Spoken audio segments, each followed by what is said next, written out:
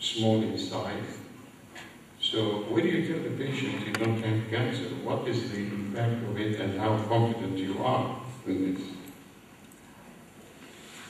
And that's the objectives of our practice in general, is improving medical care to the patient and the value to the patient at a lower cost. Healthcare is one of the major economic problems in the developing as well as the developed countries, because the rate of inflation or the rate of increase every year is somewhere between 10 and 15%, depending on where you are. And that creates a big problem on the government and balancing the budgets. Our objective in cancer breast is screening, and there's no question that the mammogram is the best screening test that has been so far introduced, but it has its limitations that we're going to talk about it.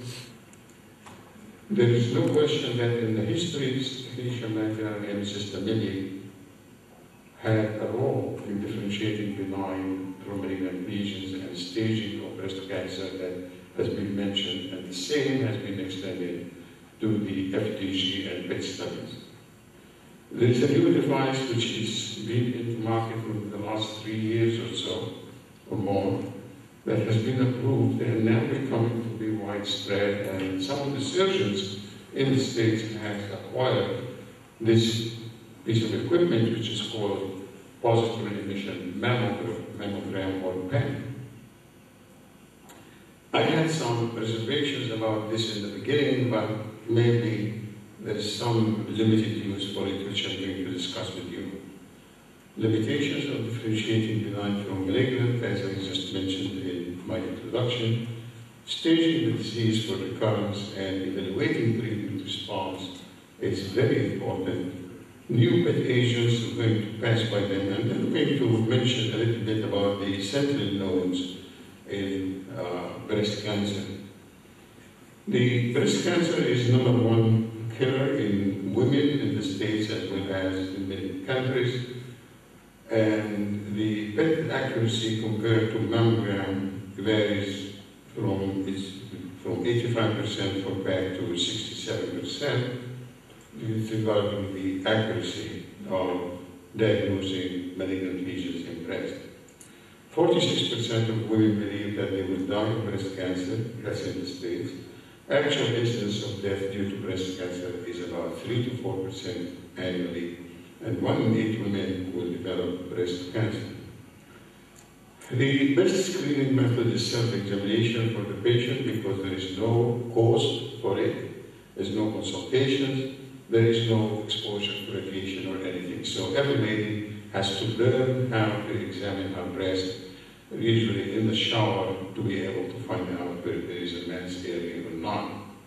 And then the clinical breast examination, and that is the role of the family practitioner and the first-line physicians in the market, that they have to be taught how to examine the breast accurately and define masses.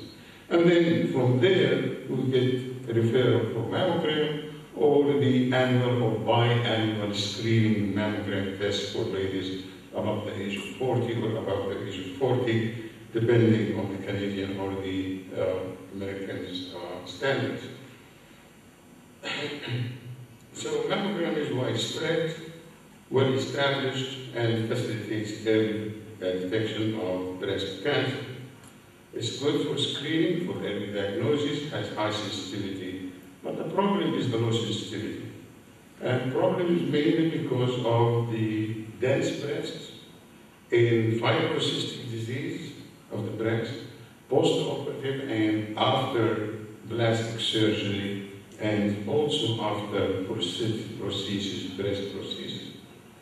The clinical challenge is difficult to evaluate extremely dense breasts because of the heterogeneity of the density of the breast, surgical scars, post-radiation therapy and fibrosis, diffuse distribution of indexed calcification, and augmented body implant.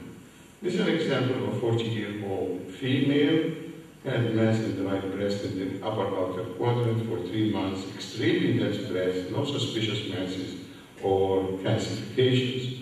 And this is the systematic study of this patient showing focal increased uptake and biopsy showed infiltrating duct carcinoma.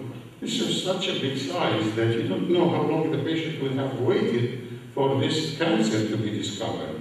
That's one of the limitations, but that's not a very usual, it's very unusual. This is a case of 38-year-old female, status post implants, and the mammogram shows bilateral silicone implants here and overlying breast tissue, but the systematic test was negative,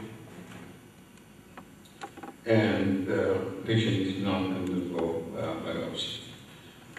Looking to both the European as well as the American studies when they reviewed the clinical trial for melanoma more than 15 years ago, there is this showing you the inter-observer variability here, and you can see that there's almost insignificant variability for palpable abnormalities seen on the mammogram evaluated by the systematic.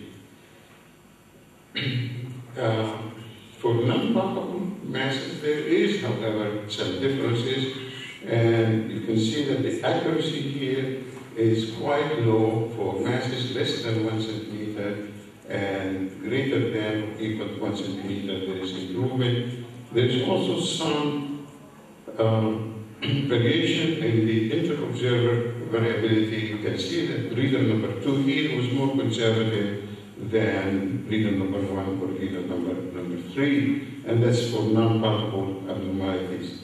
Again, this is a melanoma breast imaging trial.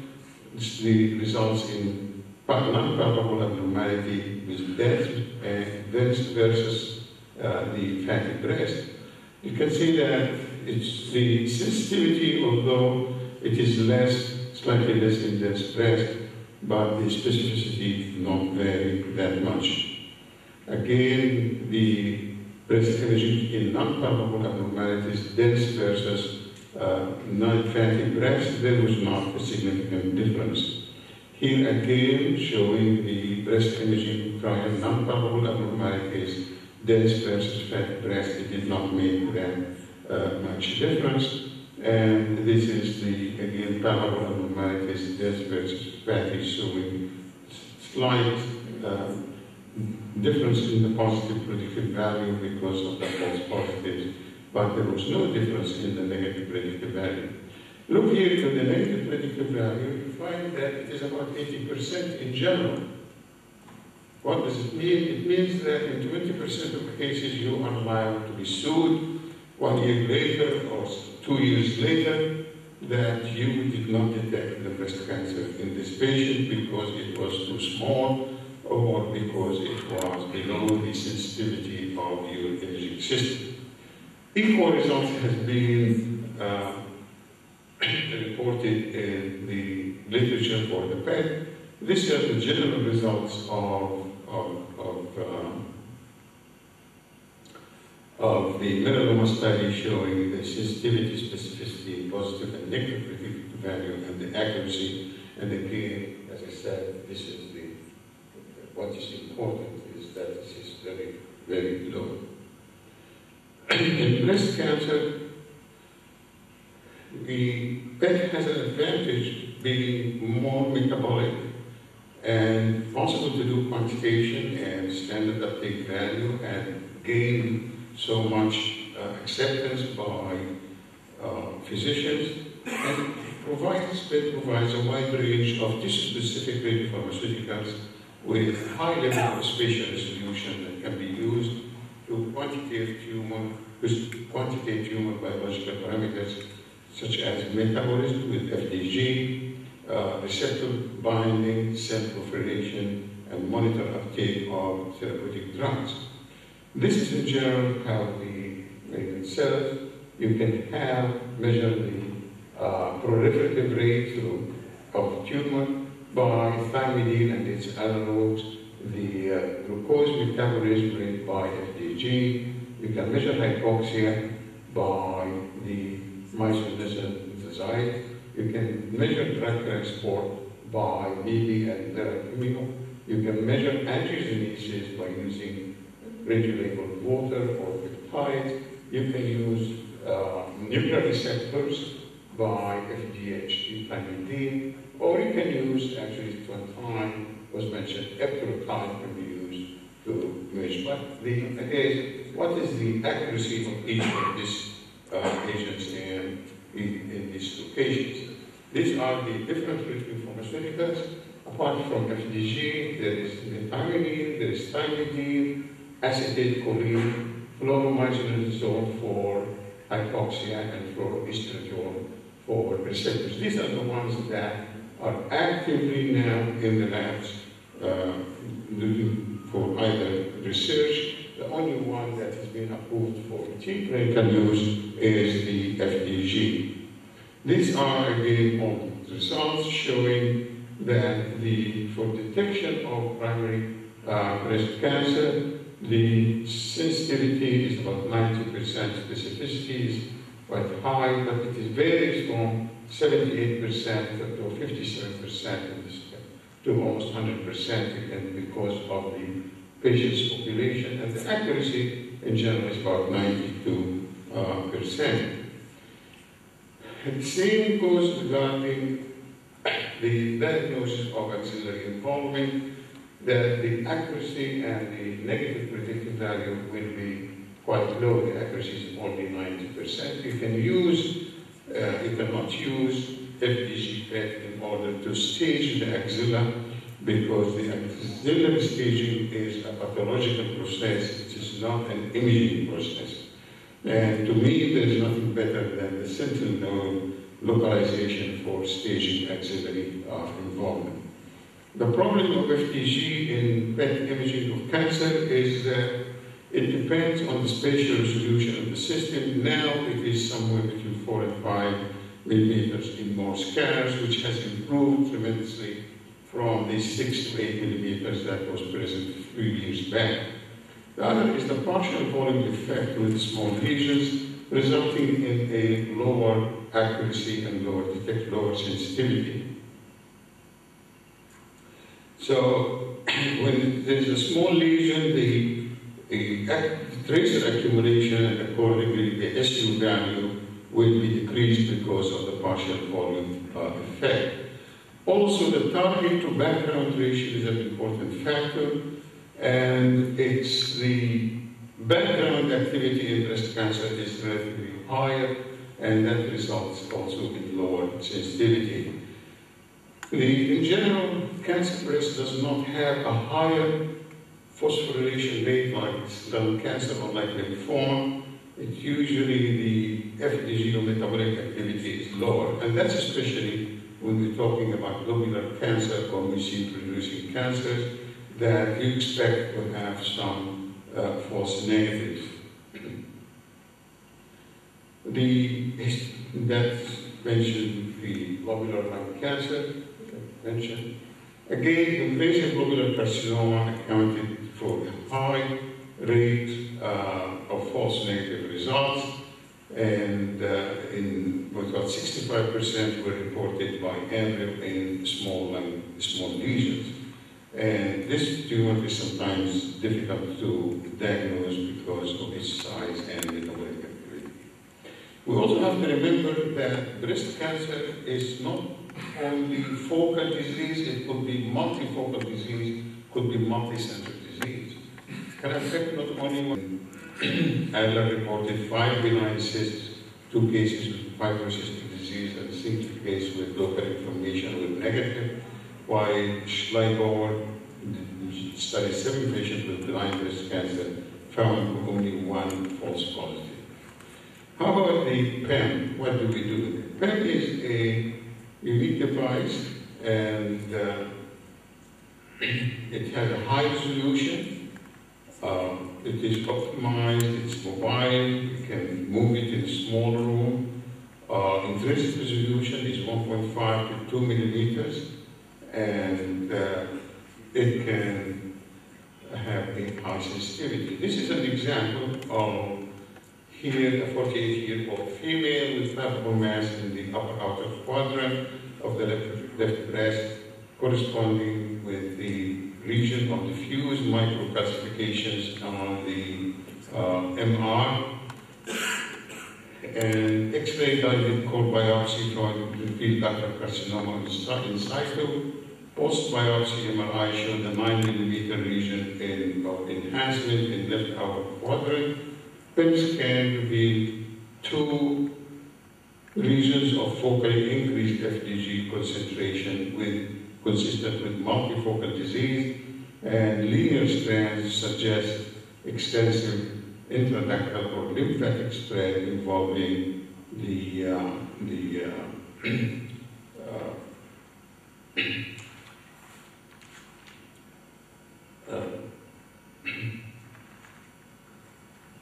and histopathology showed a 5 cm lumpectomy. Specimen demonstrated margins were positive with disease. That's the PET scan showing the disease and showing the linear infiltrations of the breast, which you cannot see. Maybe here on the MR you can see similar things, but that defines. It's very helpful in defining the margins of a section.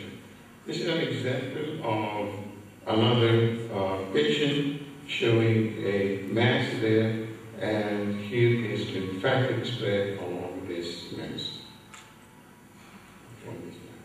This is again a 38-year-old female with bilateral breast implant presenting with right nipple discharge and no mass visible on mammogram. The pen shows area of focally increased concentration in the posterior inferior right breast here,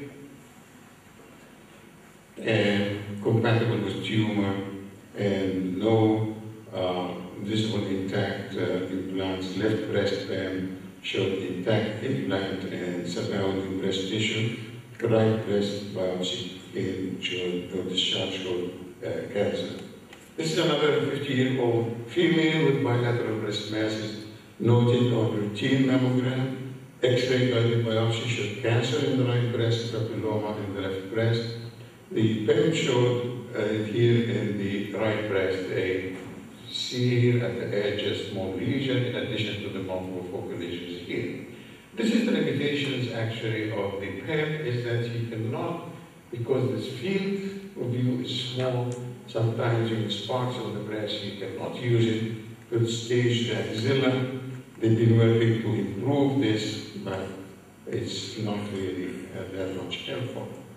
To move forward, again, this is another case of Badger's disease of the nipple. X-ray guided core biopsy showed focal density in the left breast and was interpreted as benign, but PET scan performed 8 months after the area negative X-ray guided biopsy showed focal increased uptake and biopsy suggestive of malignancy. She had lumpectomy and confirmed a 4 mm invasive carcinoma. This is another example, as you can see here, showing the left breast multiple masses. Here are the summary of the results. It's again showing that the negative sensitivity, although this is 90%, specificity 86%, positive predictive value, and negative predictive value still 88%, and still a limitation that you can not use this to avoid biopsy. But it's very good to delineate the margins for the surgeon before he goes in and takes the lumpectomy. As regards the local region of staging the axilla, here are the reports by average showing that the sensitivity is about 79% for axillary staging, and specificity is quite high. Of course, when you see uptake in the axilla in a patient who is known to have primary breast cancer, that uptake is most likely metastatic disease and less likely to be inflammation which is the other 4% here of this patient. And still, you know, as I said, that you cannot use it to exclude the histopathological verification of the axilla. Detection of micrometastasis and small tumor infiltrated lymph nodes. Again,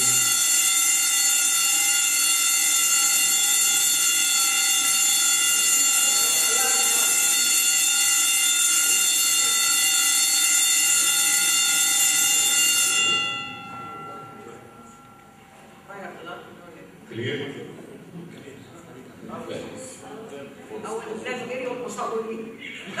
So it's limited by the spatial resolution, and although it's not a substitute for biopsy. Diagnosis of distant metastasis and recurrent disease. The story here is different from the initial diagnosis, from initial presentation of the patient, because the whole scenario, does the patient has cancer or not, how to treat him. But when it comes, the patient has been diagnosed and treated, and now we're looking for, is there a local recurrence or regional metastasis?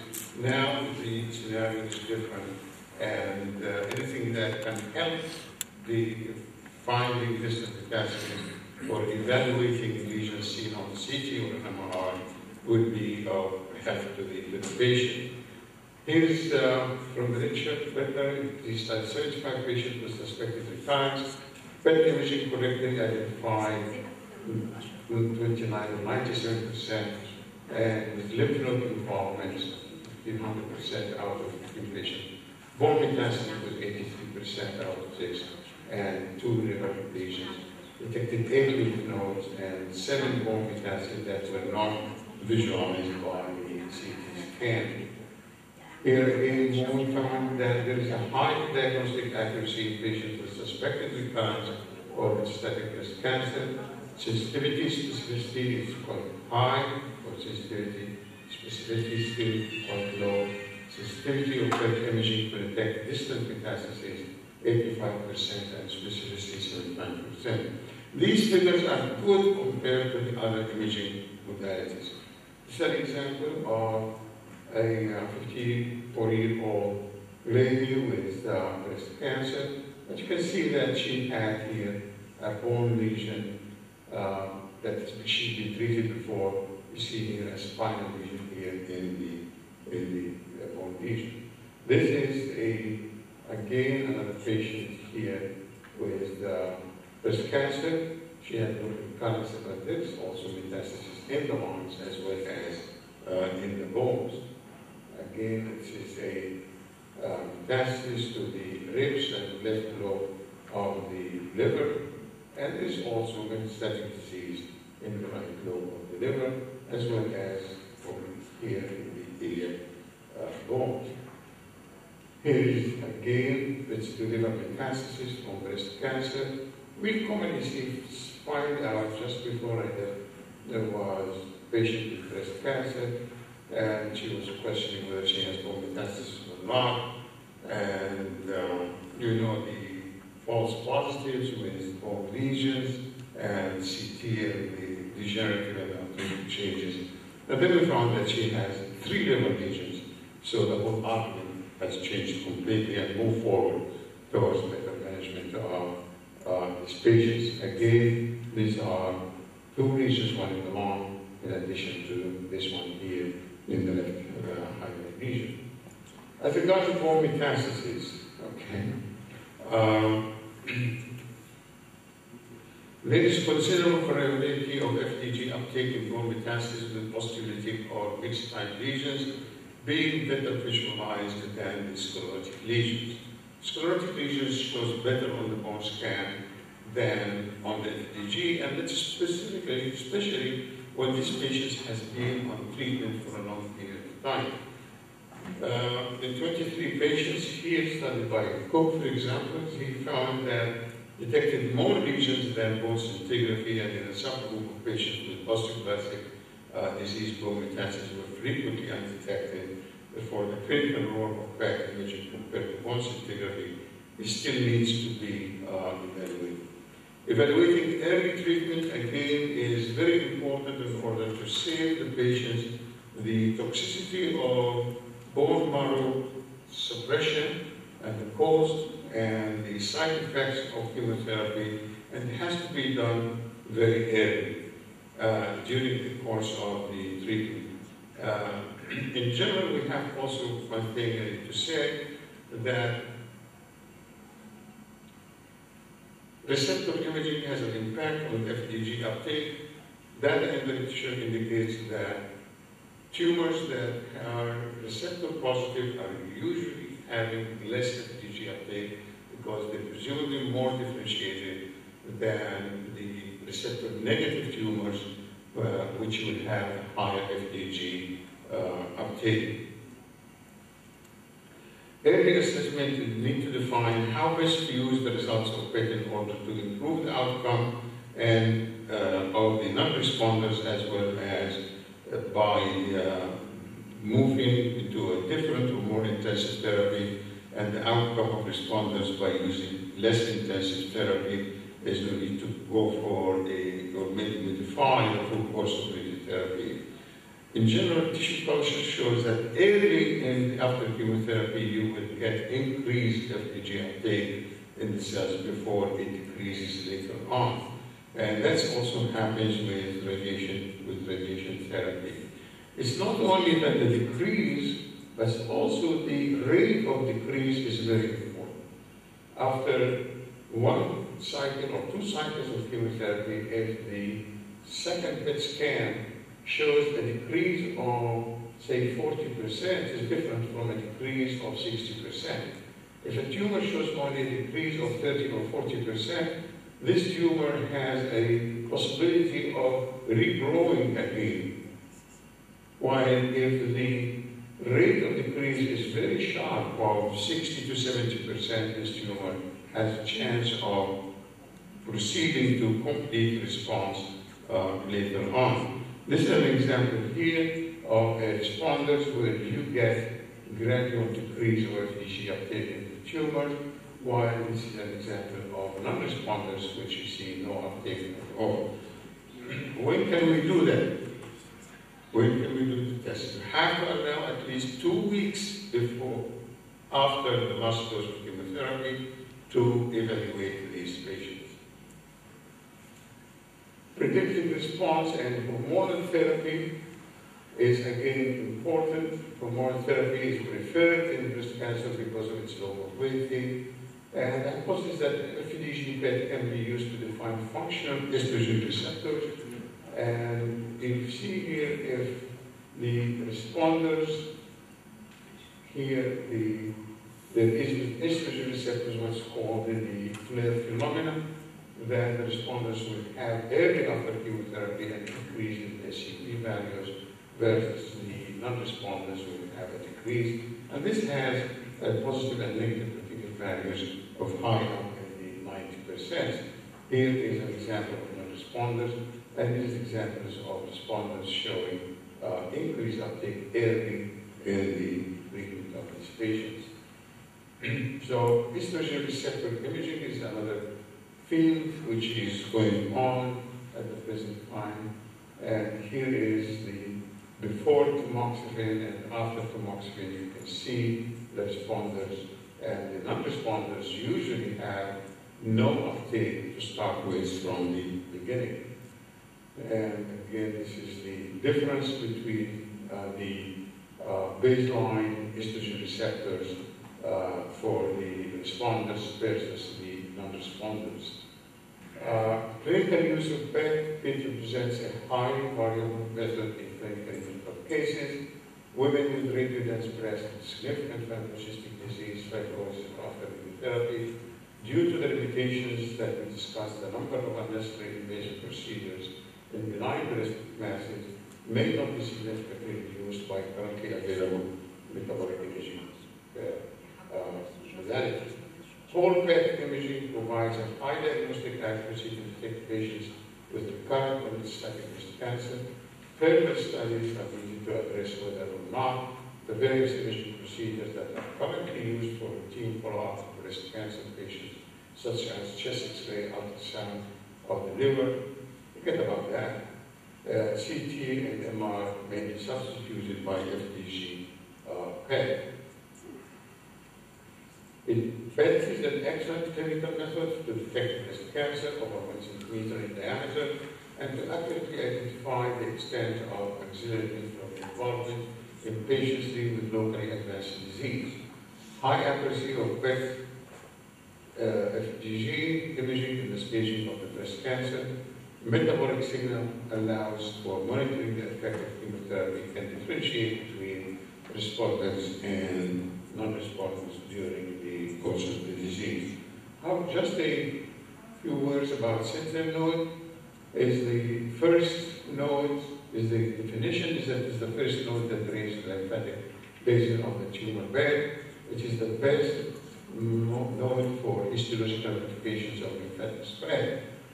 It replaces axillary node dissection when the sentinel node is negative. If the sentinel node is negative, there is no need to further axillary lymph node dissection. If the node is positive, then you have to modify or do a complete axillary lymph node dissection. This is a quote from Dr. Cody saying that this is the best thing that happened. For localizing sentinel nodes, our accuracy in localizing the node was almost 99%. If I don't see a case, I don't see why was the problem in this patient. You have to study. It's very, very unusual not to find the sentinel node. And I used only 1 injection.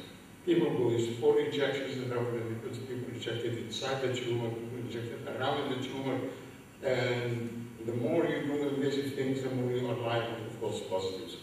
And simply all these lymphatic channels come from the different sectors of the breast, go around the nuclear node, the area, and drain to the axilla to the other lymph nodes.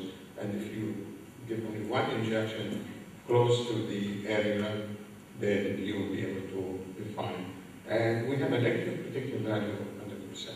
We evaluated our studies over all these years. We never had a local recurrence in the axilla in a patient that was diagnosed with negative lymph node or involvement in the sentinel node. It was supposed that sentinel node biopsy will